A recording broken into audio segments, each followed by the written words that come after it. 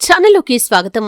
మహాశివరాత్రి రోజు ఉపవాసం ఎలా చేయాలి, జాగరణ ఎలా చేయాలి, గుడికి వెళ్తే ప్రసాదం తినవచ్చా తినకూడదా, అలాగే ఈ యొక్క మహాశివరాత్రి రోజు పాటించాల్సినటువంటి నియమాలు ఏంటి, ఈ పూర్తి అంశాల గురించి వీడియోలో క్లుప్తంగా తెలుసుకునే ప్రయత్నం చేద్దాం. వీడియోలోకి వెళ్లే ముందు మా చిన్న రిక్వెస్ట్ ఏంటంటే, ఇదివరకు మా ఛానల్ని మీరు సబ్స్క్రైబ్ చేసుకున్నట్లయితే సబ్స్క్రైబ్ చేసుకోండి. అలాగే పక్కన ఉన్న గంట సింబల్ మీద ఆల్ అప్డేట్స్ ని క్లిక్ చేయండి. అప్పుడే మేము అప్లోడ్ చేసే ప్రతి వీడియోకి మీకు నోటిఫికేషన్ అనేది వస్తుంది. మహాశివరాత్రి అంటే శివుడి తత్వం ఉప్పొంగే రాత్రి. ఆ రాత్రి భూమి మీద ఉన్న ప్రతి జీవిలోనూ ఒక దైవానుభూతి మేల్కొంటుంది అంటారు. ఇది సాధారణ పండుగ కాదు, ఇది మనలోని అంధకారం తగ్గి జ్ఞానదీపం వెలిగే సమయం. ప్రతి సంవత్సరం ఫాల్గుణ మాసం కృష్ణపక్షం చతుర్దశి రోజున మహాశివరాత్రి వస్తుంది. ఈ రోజున భగవంతుడు పరమశివుడు లింగరూపంలో అవతరించాడని పురాణాలు చెబుతున్నాయి. అందుకే భక్తులు ఈ రోజున ఉపవాసం, జాగరణ చేస్తారు. ఉపవాసం అంటే కేవలం భోజనం మానేయటం కాదు, మన ఇంద్రియాలను శివుడివైపు మళ్లించటం. శరీర శుద్ధి మాత్రమే కాదు, మనసు, ఆలోచన, మాటల శుద్ధి కూడా చాలా అవసరం.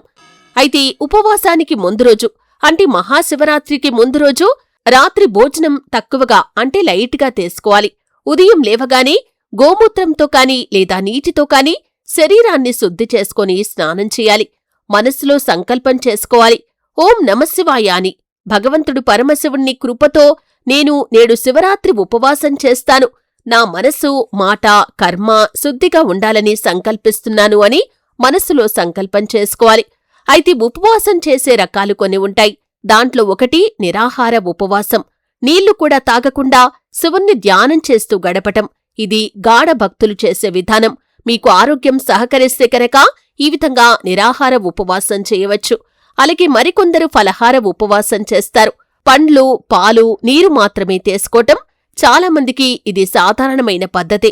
అలాగే మూడవది సాధారణ ఉపవాసం. అన్నం, కూరలు తినకుండా పాలు లేదా పండ్లతో శివుణ్ణి ఆరాధించటం. మన ఆరోగ్యం ఎలా ఉందో దాన్ని బట్టి ఏ ఉపవాసం చేయాలో నిర్ణయించుకోవాలి. అంటే నిరాహార ఉపవాసం చేయాలా, ఫలహార ఉపవాసం చేయాలా, సాధారణ ఉపవాసం చేయాలో నిర్ణయించుకోవాలి. శివుడు హృదయంలోని భక్తిని చూస్తాడు, కఠిన నియమాలను కాదు అనే విషయాన్ని గమనించాలి. అయితే ఉపవాస సమయంలో చేయవలసినవి ఏంటంటే, ఉదయం స్నానం చేసి శివలింగం వద్ద పాలు, నీరు, తేనె, బెల్లం కలిపి అభిషేకం చేయాలి. ఓం నమశివాయ అనే మంత్రాన్ని జపిస్తూ శివుణ్ణి ఆరాధించాలి. దినమంతా కూడా ఆధ్యాత్మిక భావనలో గడపాలి. దానం, జపం, పారాయణం చేయవచ్చు. శివపురాణం కాని లేదా లింగ పురాణం కాని పఠనం చేయటం చాలా శుభప్రదం. అలాగే ఎవరికైనా సహాయం చేయటం, భక్తిభావంతో ఉండటం ఉపవాసానికి నిజమైన ఫలితాన్నిస్తుంది. అయితే ఉపవాసంలో చెయ్యకూడని పనులు కూడా కొన్ని ఉంటాయి. కోపంగా ఉండకూడదు, అసత్యం పలకకూడదు, నిందలు వేయటం, తిట్లు తిట్టటం ఇవన్నీ కూడా చేయకూడదు. ఇవన్నీ కూడా శివుడి ఆరాధనను చెడగొడతాయి. ఎక్కువగా ఫోన్ చూడటం, టీవీ చూడటం, అలాగే ఒకరిపై ఒకరు మాట్లాడుకోవటం ఇవి మన దృష్టిని దూరం చేస్తాయి. కాబట్టి ఇటువంటి పనులు ఎట్టి పరిస్థితుల్లో కూడా చేయకూడదు. ఉపవాసంలో ఉంటూ ఇతరులను హేళన చేయకూడదు. మాంసాహారం జోలికి, మద్యం జోలికి అస్సలు వెళ్లకూడదు. ఇవి పూర్తిగా నిషిద్ధం. అయితే శివరాత్రి రోజున ప్రసాదం తినవచ్చా అనే అనుమానం కూడా చాలా మందికి ఉంటుంది. గుడికి వెళ్లి అభిషేకం చేసిన తర్వాత ప్రసాదం ఇస్తారు. బెల్లం కాని, పాలు కాని, పండ్లు కాని మొదలైనవి. ఉపవాసంలో ఉన్నవారు ఆ ప్రసాదం యొక్క రుచి చూడవచ్చు. కాని తినటం కంటే ఆచరణలో దైవానుభూతిగా స్వీకరించాలి. అంటే కొద్దిగా రుచి చూసి ఇది శివుడి కృప అని భావించి గుండెల్లో భక్తిని నింపుకోండి, సరిపోతుంది. పూర్ణంగా తినాలంటే జాగరణ తర్వాతి రోజు ఉదయం స్నానం చేసి పూజ ముగించాక మాత్రమే తీసుకోవాలి. అయితే ఉపవాసం యొక్క ఫలితం ఏ విధంగా ఉంటుందంటే, శివరాత్రి ఉపవాసం వల్ల మనలోని నెగటివ్ ఎనర్జీ తొలగిపోతుంది. శివుడు మనలోని అంధకారాన్ని తొలగించి జ్ఞాన ప్రకాశాన్ని నింపుతాడు. శివుడు బోళాశంకరుడు. చిన్న భక్తిని కూడా ఆయన పెద్దగా పరిగణిస్తాడు. అందుకే కేవలం మనస్ఫూర్తిగా చేయటం మాత్రమే చాలా ముఖ్యం. మహాశివరాత్రి రాత్రి అంటే భగవంతుడు పరమశివుడు తనను తానే వెలుగుగా ప్రదర్శించిన సమయం. ఈ రాత్రి జాగరణ అంటే నిద్రపోకుండా భక్తిభావంతో రాత్రంతా శివుణ్ణి స్మరించటం. ఈ జాగరణ అనేది శరీరానికి, మనసుకి, ఆత్మకి పుణ్యం కలిగించే శక్తి. అయితే జాగరణ ఎందుకు చెయ్యాలి అంటే, పురాణాల్లో చెప్పబడింది శివరాత్రి జాగరణ చేసినవాడు పుణ్యాన్ని పొందుతాడు, పాపాలు నశిస్తాయి, మనసులో శాంతి ఏర్పడుతుందని పురాణాల్లో చెప్పబడింది. ఈ రాత్రి మన ఇంద్రియాలు నిద్రలో మునిగిపోతాయి. కాని మనసు నిద్రించకుండా శివుడి ధ్యానంలో ఉంచితే మన ఆత్మ మేల్కొంటుంది. అది శివ చైతన్యం. మన కళ్ళు నిద్రలో ఉన్నప్పుడు మనలోని శక్తి నిశ్చలంగా ఉంటుంది. కాని శివుడి జపంతో ఆ శక్తి మేల్కొంటుంది. అందుకే ఈ రాత్రిని మహాజ్ఞానరాత్రి అని కూడా అంటారు. అయితే శివరాత్రి రోజు రాత్రి మొత్తం 4 ప్రహరాలు అంటే 4 కాలాలు ఉంటాయి. ప్రతి కాలంలో శివలింగాన్ని అభిషేకం చేయటం, పూజ చేయటం చాలా శుభప్రదం. మొదటి కాలం వచ్చేసి సాయంత్రం 9 గంటల వరకు. పాలతో కాని లేదా నీటితో కాని ఈ సమయంలో శివలింగానికి అభిషేకం చెయ్యాలి. ఓం నమశివాయ అనే మంత్రాన్ని 108 సార్లు జపించాలి. దీపం వెలిగించి బిల్వపత్రాలు సమర్పించాలి.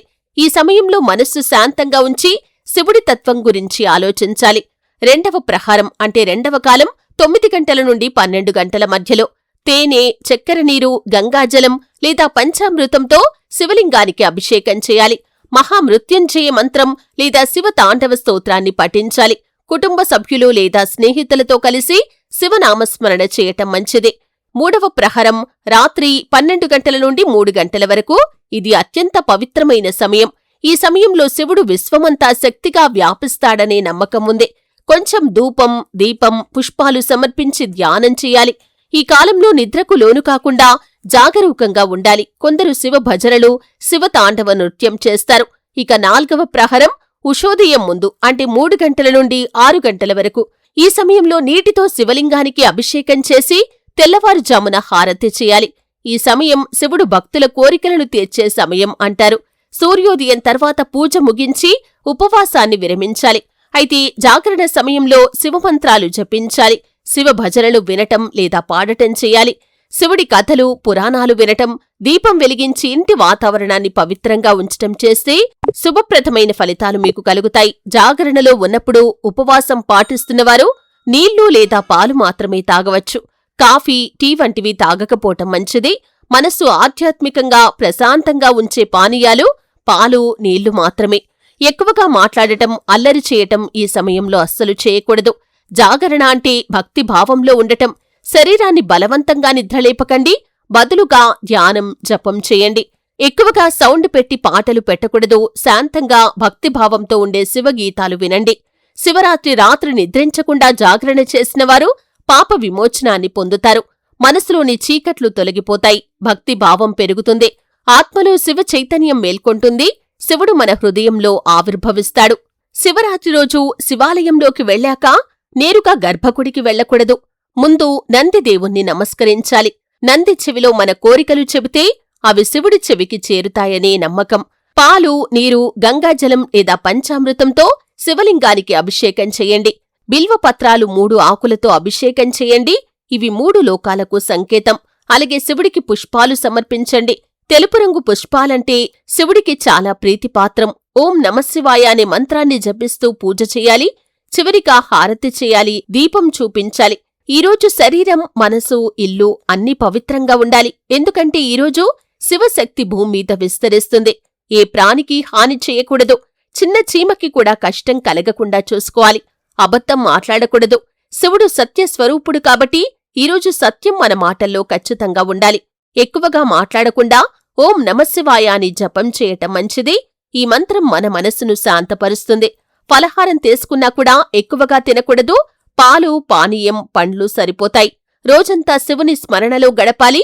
పగలు జపం చేయటం, రాత్రి జాగరణ చేయటం ఇవి రెండూ కలిసి శివరాత్రి సాధన అవుతాయి. చూశారు కదండి, శివరాత్రి రోజు ఎటువంటి నియమాలు పాటించాలి, ఉపవాసం ఏ విధంగా చేయాలి, జాగరణ ఏ విధంగా చేయాలి అనే అంశాల గురించి క్లుప్తంగా తెలుసుకున్నారు. వీడియో నచ్చితే ఖచ్చితంగా లైక్ చేయండి. మరిన్ని మంచి మంచి వీడియోల కోసం ఇప్పుడే మా ఛానల్ని సబ్స్క్రైబ్ చేసుకోండి.